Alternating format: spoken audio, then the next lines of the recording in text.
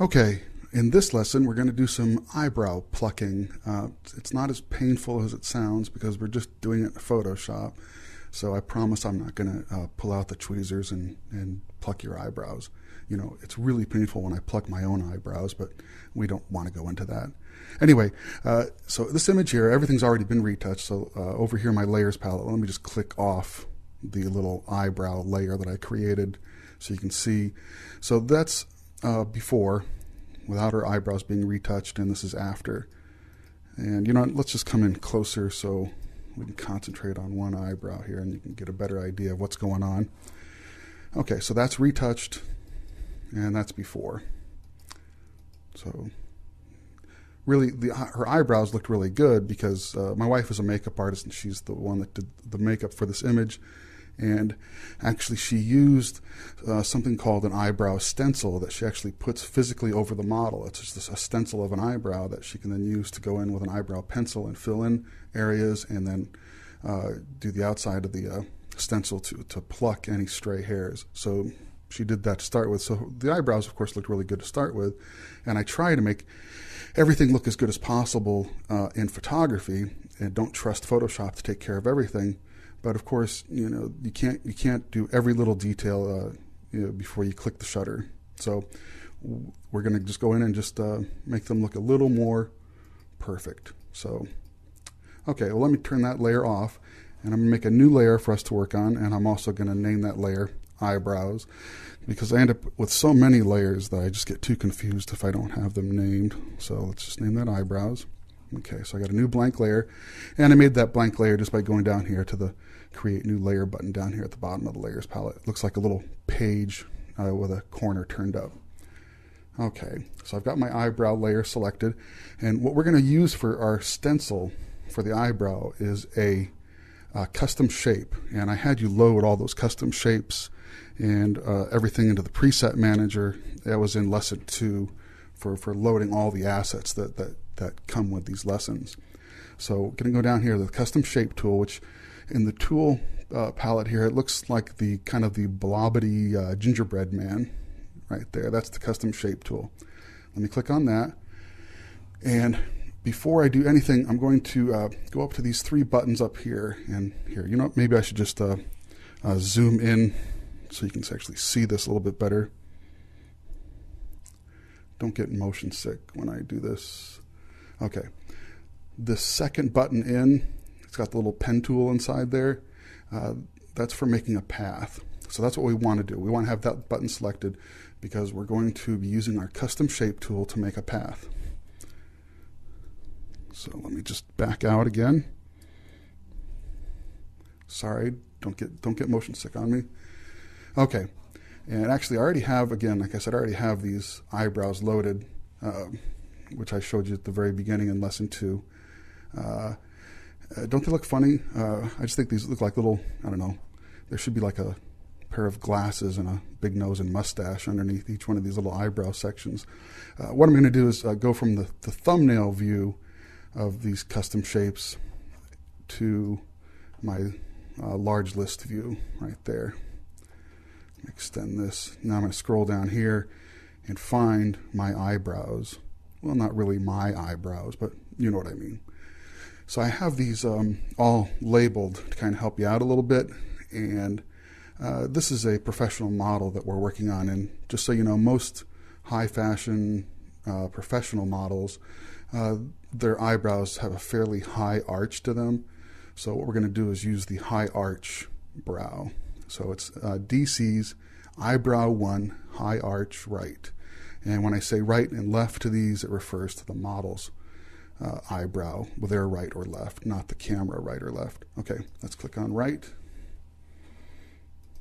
And again, I have a blank layer over here named Eyebrows, and I'm using the custom shape tool, and I've selected my eyebrow, and I have this button selected over here to make it a path.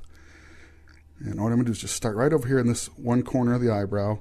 I'm going to hold down the shift key and drag, and see, that'll make actually a proportioned eyebrow. If I don't have the shift key selected, I can make some really weird shapes. Yeah, That's really a pretty kind of eyebrow right there, don't you think?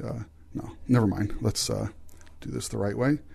Okay, hold down the Shift key, drag out this eyebrow. And I'm not trying to make this perfectly match over her brow right at this moment. I'm going to do that in just a second here. Once I get about the right size, okay, I just let go of my mouse, and I have my shape right there. And again, it's a path, and we'll deal with that in just a second. Now, because this is a path, you could actually go in and use your pen tool and readjust the points and everything on it to make it match perfectly over this eyebrow. But that's just too much work, and I've never been very good with the pen tool, so I'm going to actually just cheat a little bit and just use a keyboard shortcut. I'm going to do Command T. Of course, on the PC it would be Control T, and bring up the free transform box. And then I'm just going to move my eyebrow template right there, and I'm going to right click or control click to bring up these options, and I'm going to pick Distort. So I'm going to be using Free Transform Distort to distort this path. And what I'm just going to do is make it try to match, pulling on these corners here. Just make it overlap her eyebrow as much as possible.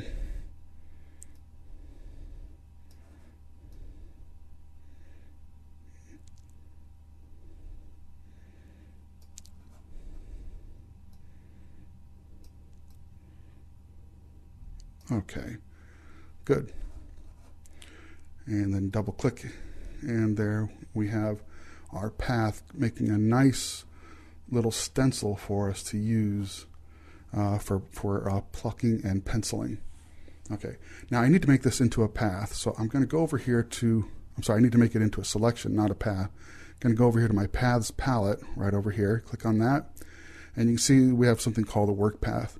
Well, right down here, if I click on this little button down here, it's got the little dots in the circle down there. It says Load Path as Selection. Going to click on that, and now our path is now a selection that we can feather and work with a little more naturally.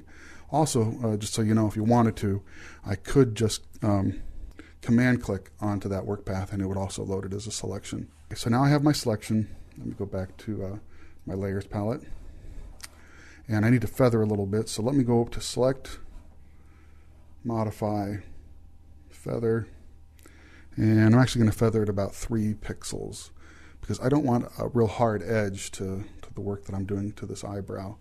Okay, so first thing I'm going to do is pretend I'm penciling in the brow, filling in any little areas that need to be filled in. So I went over here and I clicked on the clone tool, and I've got my opacity set to 50% because I don't want it to be too dark and look unnatural. And I have this set to aligned, and I have sample, current, and below. Okay, let's get in here and do this.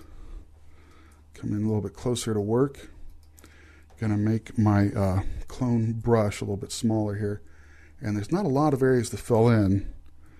But the nice thing is, by having this selection, no matter where I go in here, I can't possibly do anything out here. I can't possibly make her brow show up out there. So let me go over here and fill in this area a little bit.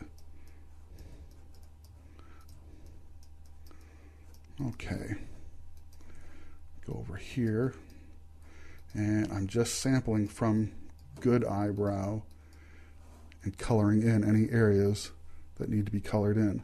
And that looks pretty good to me. Now I'm just going to go up here to Select, Inverse, and I'm inversing the selection and still using the same clone tool. I'm going to go in now and get rid of any of these areas that are spilling out over my marching ants. So let me just go in here real quick.